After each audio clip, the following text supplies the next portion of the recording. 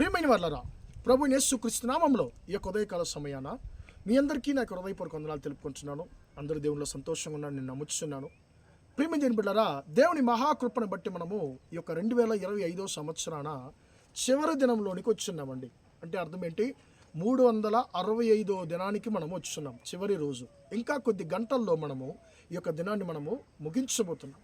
కాబట్టి ప్రియమైన బిడ్డలారా, ఈ యొక్క చివరి రోజులో ఉన్నటువంటి మనము చేయవలసినటువంటి 3 విషయాల గురించి మనము గత 2 రోజులుగా ధ్యానించుకున్నామండి. మొదటి రోజున మనము దేవుడు మనకు చేసినటువంటి మేళ్లను బట్టి ఆయన స్తుతించేవారిగా ఉండాలి అని మనం నేర్చుకున్నాము.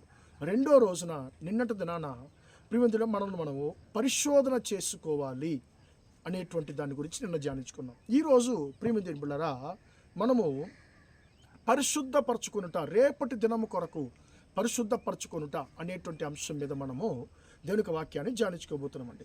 యెహోషువ గ్రంథము 7వ అధ్యాయము 13వ వచనంలో దేవుడైన యెహోవా యెహోషువతో ఒక మాట అంటున్నాడండి. రేపటి దినము కొరకు మిమ్మును మీరు పరిశుద్ధపరచుకొనుడి. ఇశ్రాయేలీయులారా, శాపగ్రస్తమైనది మీ మధ్య ఉన్నది. మీరు దానిని మీ మధ్య నుండి దానిని మీరు నిర్మూలన చేయ వరకు మీ శత్రువులకు ముందుకు మీరు ఓడిపోతూనే ఉంటారు అనేటువంటి సంగతిని దేవుడైన యెహోవా తన యొక్క బిడలతో ఆయన చెప్తున్నాడు. ప్రియమైన బిడలు, ఇక్కడ ఒక చిన్న పట్టణంలో పెద్ద పెద్ద దేశాల్ని గెలిచినటువంటి ఇశ్రాయేలీలు ప్రియమైన బిడలు ఇక్కడ ఆయ్ అనేటువంటి ఒక చిన్న పట్టణము యొక్క నివాసుల దగ్గర వారు ఓడిపోతున్నారండి. అప్పుడు వాళ్ళకి ఏం అర్థం కాలేదు, చాలామంది చంపబడుతున్నారు. అప్పుడు యెహోషువతో కూడా ఇశ్రాయేలు జనులందరూ కూడా దేవుడి ముందు వారు ఏడుస్తున్నారు. అయ్యా, మాకెందుకు ఈ అపజయాన్ని అనుమతించామన్నప్పుడు దేవుడు వారి అపజయానికి కారణము ఏమిటి, ఎందుకు వారి ప్రయాసాలు వ్యర్థమయ్యాయి, ఎందుకు వారి శత్రువుని గెలవలేకపోయారు అనేటువంటి దాని గురించి యెహోవా మాట్లాడుతున్నాడు. ఎందుకు మీకు జయం కలగలేదు, ఎందుకు పెద్ద పెద్ద శత్రువుని ఓడించిన నువ్వు ఈ చిన్న శత్రువుని ఎందుకు ఓడించలేకపోయావు, ఎందుకు ఓడిపోయావు అంటే శాపగ్రస్తమైంది నీ మధ్య ఉంది. దేవునికి ఇష్టం లేని ఏదో ఒకటి నీ జీవితంలో ఉన్నది, మీతో ఉన్నది అనేటువంటి సంగతిని దేవుడిని యెహోవా ఆయన అక్కడ చెప్పేది మనము చదువుతున్నాం.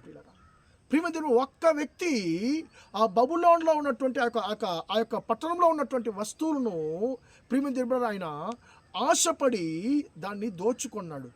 దేవుడు ఏం చెప్పాడు? అక్కడ ఉన్నటువంటి అన్ని వస్తువులు కూడా శాపగ్రస్తమైనవి అని చెప్పన్నాడు. కానీ నేను ఏం చేశాడు? దేవుని మాట కన్నా లోక వస్తువుల మీద తన యొక్క ఆశను ఆయన పెట్టి ఆ యొక్క వస్తువును దొంగలించుకున్నాడు. కాబట్టి ఏం చేసింది? ఒక్క వ్యక్తి చేసినటువంటి పొరపాటు వల్ల ఇశ్రాయేల్ అందరికీ అపజయం కలిగింది, అనేకులు ప్రాణాలు కోల్పోయారు. ప్రియమైన ఈ రోజుల్లో మనము చేస్తున్నటువంటి చిన్న చిన్న తప్పులు మన జీవితంలో భయంకరమైనటువంటి అపజయాలను మన జీవితంలో తీసుకొస్తాయండి.